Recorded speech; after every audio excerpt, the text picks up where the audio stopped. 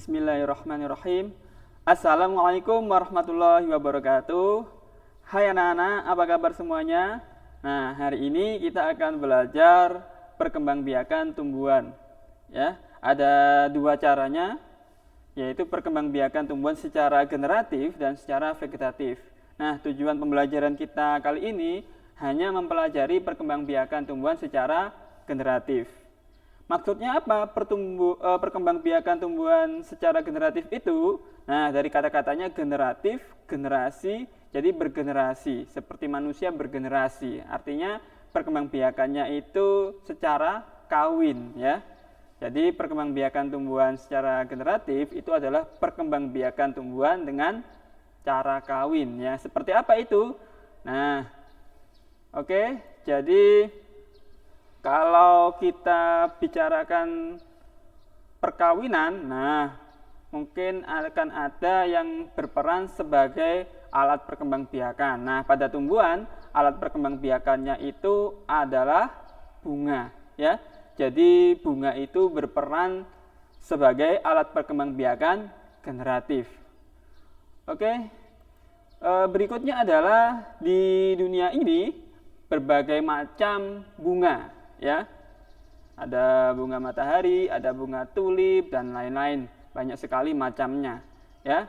Nah, namun pada dasarnya untuk bunga itu sama. Maksudnya sama apa? Ya, untuk perkembangbiakannya itu ada alat kelamin jantan dan ada alat kelamin betina. Ya, seperti apa pada bunga alat kelamin jantan dan alat kelamin betinanya nanti akan kita bahas masing-masing di materi berikutnya. Oke. Sebagai contoh ini adalah gambar dari bunga sepatu, ya. Akan kita bahas bagian-bagian bunga, ya. Jadi semua bunga sama mempunyai bagian-bagian, ya. Oke, yang pertama itu adalah ini namanya adalah kepala putih. Kemudian ini adalah kepala sari dan benang sari. Kemudian ini adalah mahkota bunga, maaf. Kemudian ini adalah bakal biji. Nah, yang ini adalah kelopak bunga. Yang bawah ini adalah dasar bunga dan yang paling bawah adalah tangkai bunga, ya. Ini adalah bagian-bagian dari bunga. Apakah semua bunga mempunyai bagian-bagian ini? Ya, belum tentu, ya. Jadi nanti akan kita bahas bahwa bunga yang memiliki semua bagian-bagian ini khususnya adalah alat kelamin jantan dan alat kelamin betinanya itu dinamakan bunga sempurna. Nanti akan kita bahas. Nah, kali ini kita akan bahas bagian manakah bunga yang berfungsi sebagai alat kelamin betina sih atau alat kelamin jantan sih? Oke. Kita bahas berikutnya, ya. Oke, jadi yang berfungsi sebagai alat kelamin betina pada bunga itu adalah putik. Nah, putik itu terdiri dari kepala putik, kemudian tangkai putik, kemudian yang bawahnya itu adalah bakal buah atau bakal biji, ya. Jadi ini adalah dinamakan putik, ya. Putik itu terdiri dari 3 ini.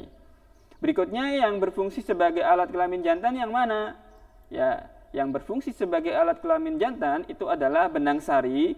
Nah, benang sari itu terdiri atas apa saja? Nah, ini ya. Jadi kepala sari dan serbuk sari itu yang kuning. Kemudian ada tangkai sari. Ya, jadi ini alat kelamin jantannya. Oke. Itu fungsi dari putik dan benang sari sebagai alat perkembangbiakan. Kemudian kita bahas juga fungsi dari bagian bunga yang lain, ya. Oke, berikutnya ini adalah mahkota bunga. Nah, fungsinya apa? Fungsinya untuk menarik serangga. Ya, jadi biasanya kan mahkota bunga itu warnanya mencolok, bagus, indah. Nah, itu menarik perhatian serangga untuk dihinggapinya, ya. Oke, berikutnya adalah bagian bunga yaitu kelopak bunga, ya. Kelopak bunga ini berfungsi melindungi mahkota bunga ketika masih kuncup, ya, belum mekar. Berikutnya bagian yang lain adalah dasar bunga. Ini adalah tempat melekatnya mahkota bunga. Nah, berikutnya adalah penggolongan bunga berdasarkan alat kelengkapan perkembangbiakannya. Yang pertama adalah bunga tidak sempurna, yaitu bunga yang hanya mempunyai satu alat kelamin saja. Sebagai contoh adalah bunga yang ada di samping saya ini. Ini adalah bunga apa kira-kira? Ini bunga pepaya ya, dan sebelahnya ini adalah bunga salak ya. Nah, bunga salak dan bunga pepaya itu memiliki alat kelamin jantan dan alat kelamin betina itu terpisah. Jadi ada bunga jantan dan ada bunga betina. Ya, jadi sendiri-sendiri, dan itulah yang menyebabkan bunga ini disebut dengan bunga tidak sempurna. Yang berikutnya adalah bunga sempurna, yaitu bunga yang mempunyai benang sari dan putik sekaligus. Sebagai contoh adalah bunga sepatu dan bunga tulip. Apakah hanya dua bunga ini? Tidak, masih banyak bunga lain ya yang disebut sebagai bunga sempurna. Berikutnya adalah bagaimana perkawinan tumbuhan itu bisa terjadi. Nah, perkawinan tumbuhan itu bisa terjadi karena ada proses yang namanya penyerbukan. Apa itu penyerbukan? Penyerbukan itu jatuhnya serbuk sari ke kepala putik. Nah, sekarang pertanyaannya adalah bagaimana penyerbukan itu bisa terjadi?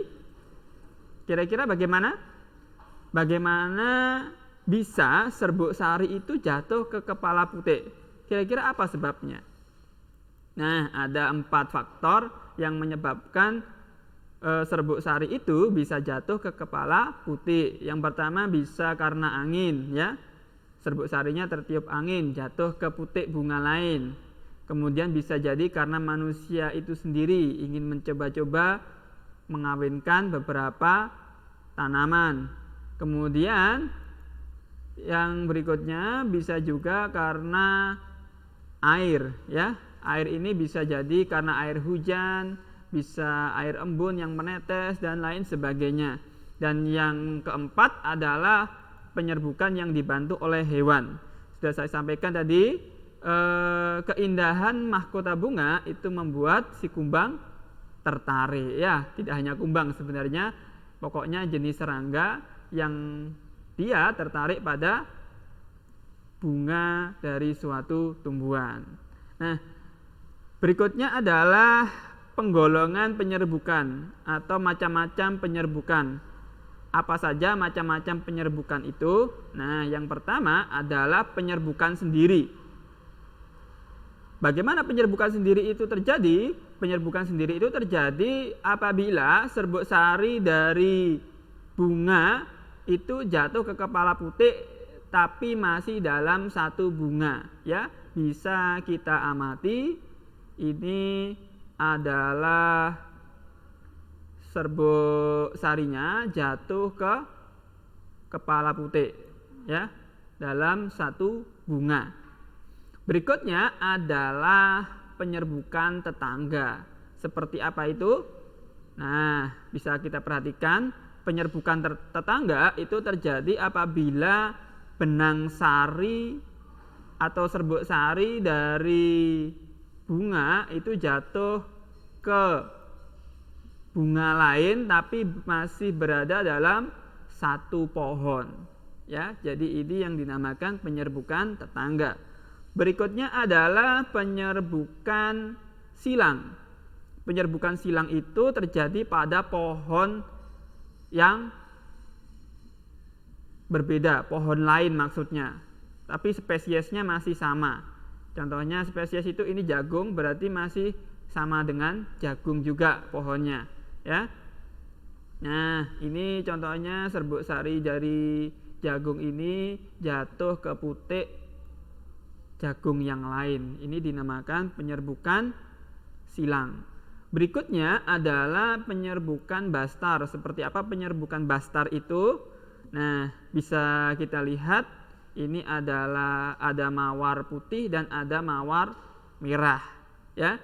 Apabila serbuk sari dari mawar putih ini jatuh ke mawar merah, jadilah penyerbukan yang namanya bastar. Disebut bastar karena ini terjadi pada pohon yang lain, tidak dalam satu tumbuhan ya, terjadi pada pohon yang lain ya. Kemudian pohonnya memiliki sifat yang berbeda juga. Maksudnya sifat berbeda itu apa? Nah, ini sifatnya warnanya putih. Ini disebut sebagai sifat tumbuhannya, sifat bunganya. Nah, ini warnanya merah ya. Bisa jadi hasil penyerbukan bastarnya ini menjadi bunga yang warnanya merah muda. Jadi mawar merah muda. Dan lain sebagainya, mungkin warna-warni bunga mawar yang dibastarkan bisa membentuk mawar yang warna-warni juga. Baik, itu pembelajaran kita hari ini ya, yang bisa saya sampaikan. Kemudian untuk berikutnya silakan kalian melakukan kegiatan di Google Form ya, yang akan saya cantumkan linknya di Google Classroom. Sekian dari saya, terima kasih. Saya akhiri. Wassalamualaikum warahmatullahi wabarakatuh.